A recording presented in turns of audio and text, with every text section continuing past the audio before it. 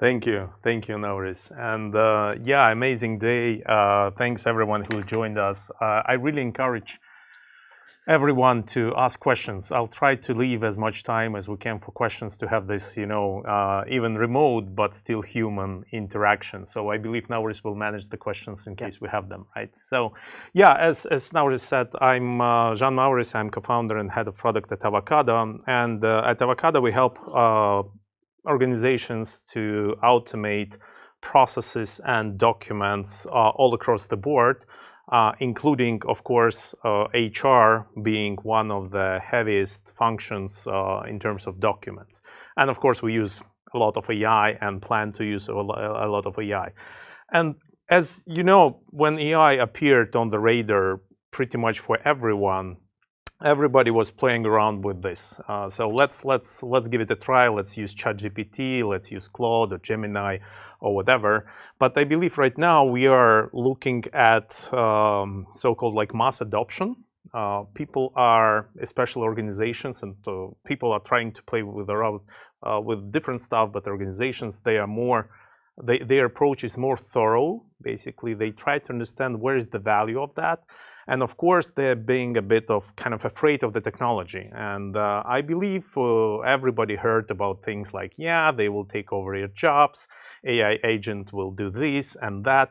So I decided to prep this presentation not like with from a perspective of kind of which agents are there on the market and what exactly should you use in which particular case, but I wanted to cover AI agents from a perspective of how it's built, what to expect out of that.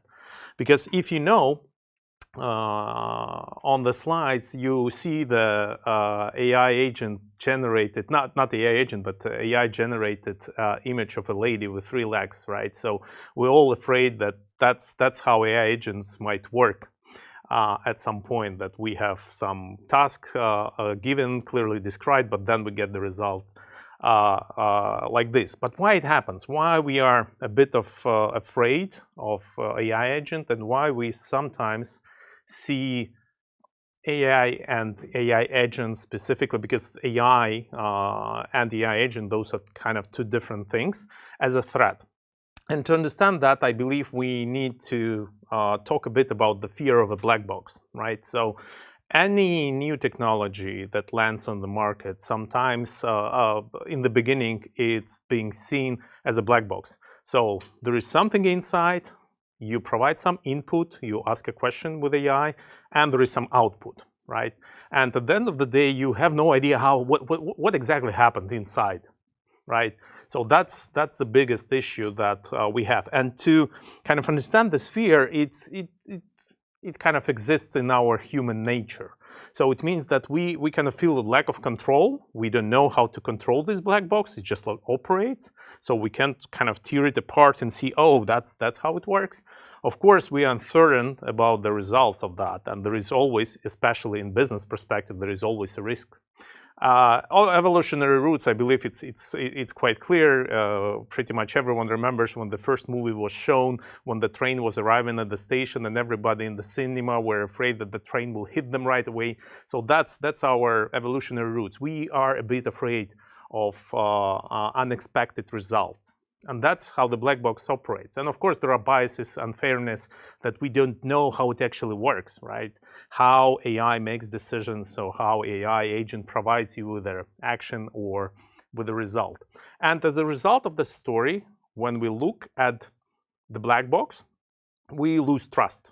So we understand, yeah, it's kind of black box. We don't want to deal with it now because we don't trust it. And if it's okay, even with a lose trust, even with a fear of unexpected, to play around on a personal level, like just sitting at home and playing around with different AI agent, it's a question of on a company level, right? So it's very important on an organizational level, how do we unpack this box? And that, I believe, the key here to how what's inside the box. You see that written agent inside. What's inside the agent? And to understand the agent, we need to kind of formulate it very concise, in a very concise form. And basically, any AI agent is a piece of software that perceived perceives its environment, so it understands what's going on around it. It makes decisions based on the environment and takes actions based on those decisions to achieve a specific goal. So it goes a bit beyond of ChatGPT. ChatGPT has agents already built in, but from the classical prompting, just asking an AI to give you an answer. AI agent, it goes further. It understands the context, and it has an ability to make decisions and take actions based on these decisions to achieve specific goals. So when you look at this like very simple explanation, you understand that actually this black box is not that black. And actually you can control every single line in this sentence. So you can control the environment, you can control the decisions AI agent makes, and you can control actions, or you can kind of steer those actions or direct AI agent to do a specific action. And of course, you can define goals, why this agent exists. But let's take a look in more detail, because I believe unbundling this box will provide you with some insights of how you can actually start applying them, the AI agents, in your daily operations, in your HR automation, in other things, whatever you are doing there, because you will understand how it works. It means you are back in control. It means that you can tune things that you believe are not working exactly as you expected. And here is, of course, it's a very simple, let's say, diagram of AI agent. There are like different types of AI agent, but like in majority, on the left side, you see the job or a question, right? Basically, your task on the daily operation. Okay, I need to find the best candidate out of all the candidates that submitted yesterday based on my criteria. So when this question or job to be done lands in the AI agent, because the whole story, only red circles are not part of AI agent, that's an input and output. Everything else is AI agent. So the first column, as you can see, is called as an orchestration layer. It's basically the consciousness of your AI agent. In the middle, we have profile, goals, and instructions. What it means that you can actually define who your agent is. You can define that act as a recruiter that has this and that constraints, that knows this and that acts accordingly, etc. So, and you define goals as well. So you define what exactly the purpose of this agent, what is the output of this particular agent. And now you feel that even in this light blue circle that you're seeing here, you can already put some constraints on top of the agent. You can already remove some biases that might appear there, or some hallucination as well, because you define on the level of orchestration how exactly your agent should operate. And also there are two more important circles as well there. On top of that, in orange, we have reasoning and planning. So what it means that you can actually implement different frameworks of how AI agent thinks, how it goes in loops, and how it defines what is the next step basically for me. In the example that I shared, please find the best candidates for this particular position from all the applicants I have. You can define reasoning the way that kind of, okay, chain of thought, meaning that what happens, what do I need to do to define best candidates? Okay, first of all, I need to take all the candidates, right? So I'll go and take all the candidates. So what's the next step for that, to define the best one? I need to understand what best one means, and I take basically my instructions, my profiles, or the position profile into account. And then how I think further, how do I define, how do I map it? So that's the thing you can control inside AI agent. And then it goes to the right side, to the dark green circle, to LLM, large language model, SLM, small language model. That's basically ChatGPT or Claude or whatever model you use. And that's where the loop happening. And the yellow circle at the bottom means that you provide your agent with a short-term and long-term memory, meaning that your agent can build a context not from your question specifically or from your task, but from previous interactions with that agent as well. So it takes kind of a previous chat history, so to speak, into account to provide you with the best answer or the best action. So this is an orchestration layer that you can configure. It means that you are in control. It means you understand how actually AI will make decisions, or at least what's the direction for AI agent to make a decision. Then there are two big blocks before we go into LLM, and those are super crucial to allow your AI agent to actually act. On top of that, in purple, we have tools or APIs. What it means that we can provide our AI agent with a set of tools, meaning that here is actually an access to my recruiting system, and that's an API access, that's a tool they can do. And through all those tools, they can perform actions. So they can actually use an API and send a request to your candidates database and fetch a data the agent needs. And you do not need to point to that. They learn agent, they learn API, and then they understand which function they need to use in which context. That's very important. But also the second one in the bottom that is light purple or pink, whatever the color is there, it's a data store. So it's a context. It's information that LLM or big AI doesn't know. It's your company's, your organization context. You can upload previous applicants. You can upload performance reviews. You can upload anything that you find relevant for AI to pull the data from, to learn the context and to operate better. Again, all those things that you see right now, you are in control. The first column with the orchestration layer, you control the tools, you control which tools they can use and which actions they can take, and then you control the data stores providing the content. And that's the final part. At the end, you use LLM that you actually do not control. You use the OpenAI model, you use the model of Google, Gemini basically, or use any other model that's on the market. That's architecture being put very simply, but it shows you what's under the hood of any AI agent. And actually, you can control pretty much everything except the model. You can train the model itself, but it's a very time-consuming and expensive process. But you can improve it through data stores. And as a result, you have this bottom red circle saying that here is your result. And result doesn't mean an answer. Result means an action, an outcome. So it won't provide you with something. It will provide you with, for example, in the case of example I mentioned, that find me the best candidate, it will provide you, here are the 3 best candidates for your position because of that. What do you want to do with that? And you can say, okay, then send them offers. And it will create and send them offers. But again, through other AI agents. And this is a sample of one AI agent. You can kind of change those agents together. You can have one agent talking to another agent. You can have one agent controlling many other agents. It can be a complete network. So that's how agentic approach works at the moment. So, and how it looks for the users, right? We all know that when we try to implement any HR technology, we always look at something like that. That's an interface we look at, and we need to get ourselves familiar with it. We need to learn it. Then we have onboarding. Then we have some training. And then every single new person joining our team needs to go through some kind of learning curve to understand how interface works.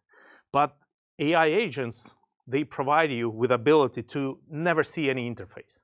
So it means that your interface is just a prompt, is just a chat window where you can type in, or you can use your voice, or you can upload some documents and ask to do something. In our case, we are experimenting, for example, with document automation and process automation. So we are not clicking buttons anymore. What we ask, we say, like, please create an employment agreement with a candidate named John Smith from Team Taylor. So what the AI agent does, actually, it goes to Team Taylor, pulls in the data, he takes the template of the employment agreement that's already in Avokaado in our case, and it creates an agreement. And then we share it with Anna, Brian, and Dorothy.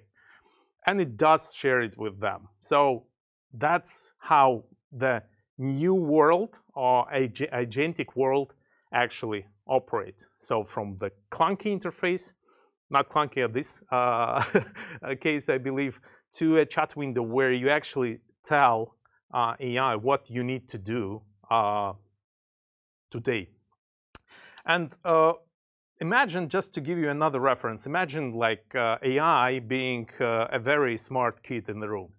Actually, this picture is generated by AI. I was extremely happy to see this kind of picture being generated without people having like 6 fingers or 2 hats or 3 eyes. So it was quite good.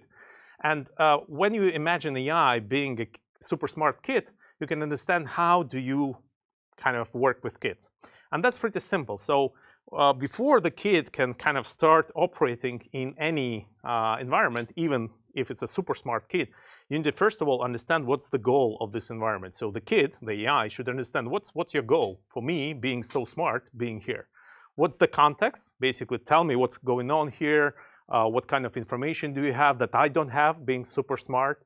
And of course, you put some behavioral rules. You put that we behave this way, we behave ethically, we put some constraints on top of that, saying we don't do this kind of stuff. We only operate under these specific rules.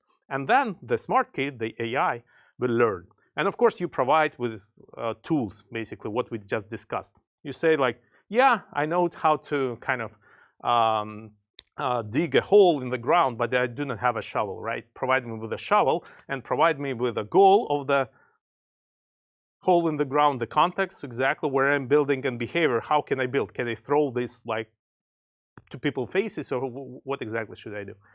And implementing this kind of approach, the fear of using AI disappears because you understand how it works. You understand that actually you are in control, and the AI agents won't replace you.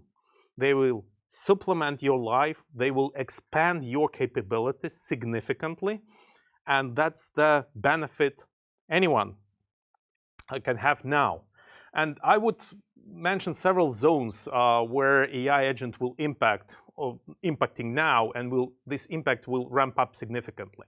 Definitely, it's all about recruitment and talent acquisition. It will be impacted by AI agents. If you want to embrace them, your competitors will be ahead of you.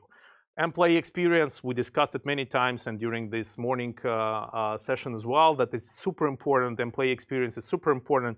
And now imagine when your employees, they have this agentic experience at home when they are booking their next vacation, and then they're coming to work and still doing everything in the same old school way.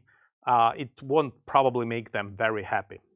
L&D, learning and development, will definitely be reshaped in the coming years completely into more personalized development, into on-demand development, learning and development, where actually employees won't have these like long, boring courses, but they will learn as they go by asking questions, by really addressing exact problems they're having in the workplace.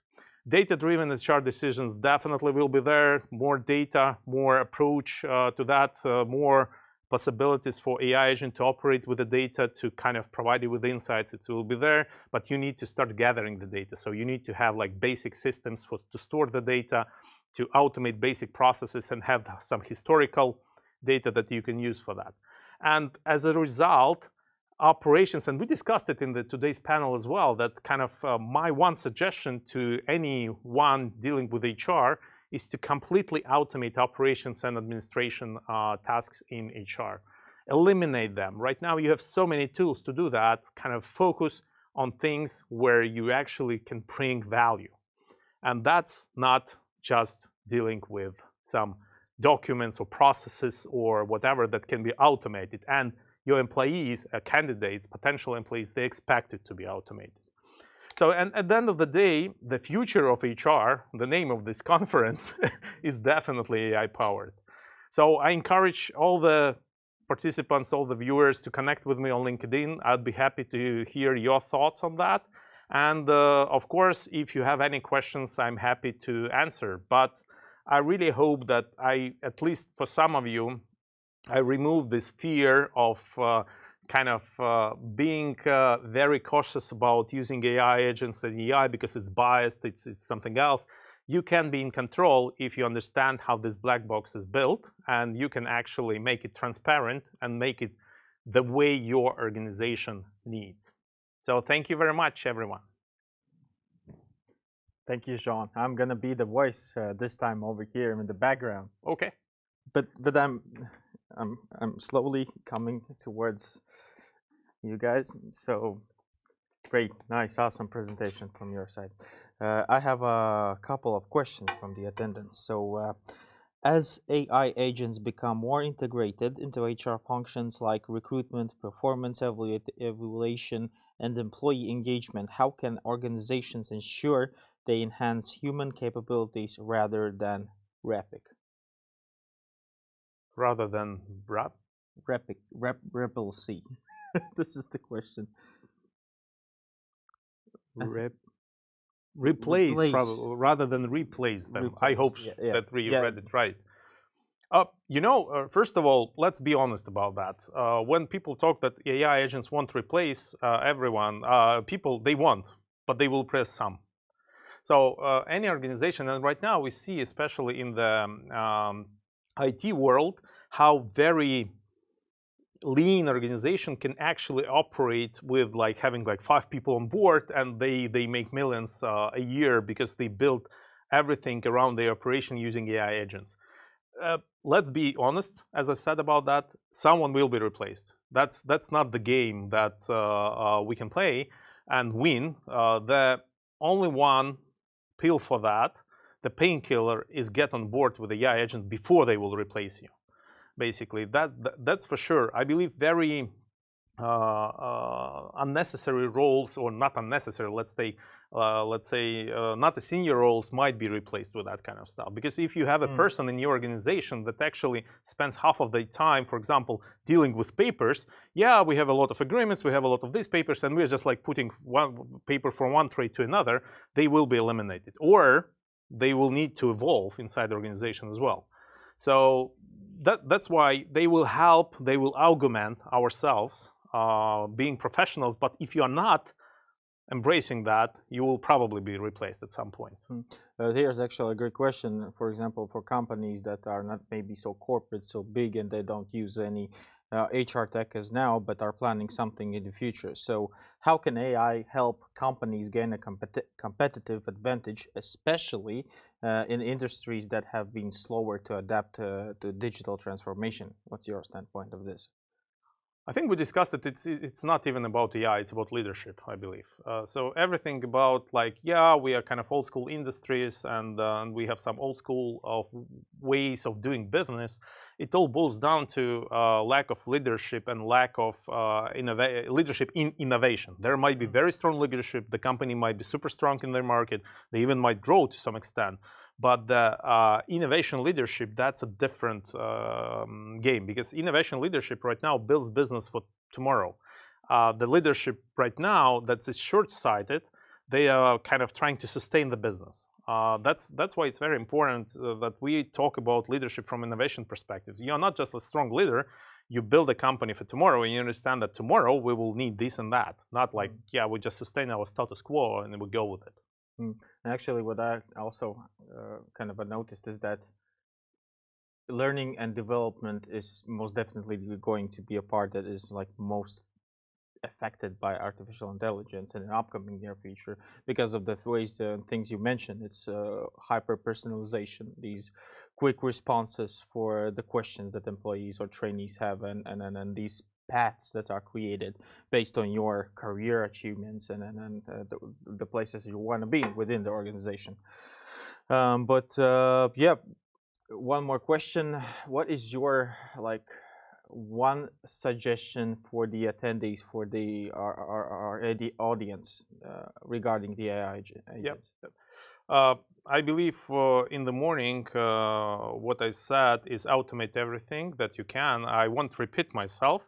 I would like to say another thing, and it's regarding the ambition topic that we discussed as well in the morning panel. It's experiment, experiment, experiment. I understand that some of you might not have a room for that. I mean, a big room, right? But there is always some room that you can experiment with. Because when you do an experiment and you have some good outcomes, that's how you build a business case to start experimenting on bigger scale. Basically, that's how you kind of start doing stuff on the scale of organization, and that's how you get to the business impact at some point.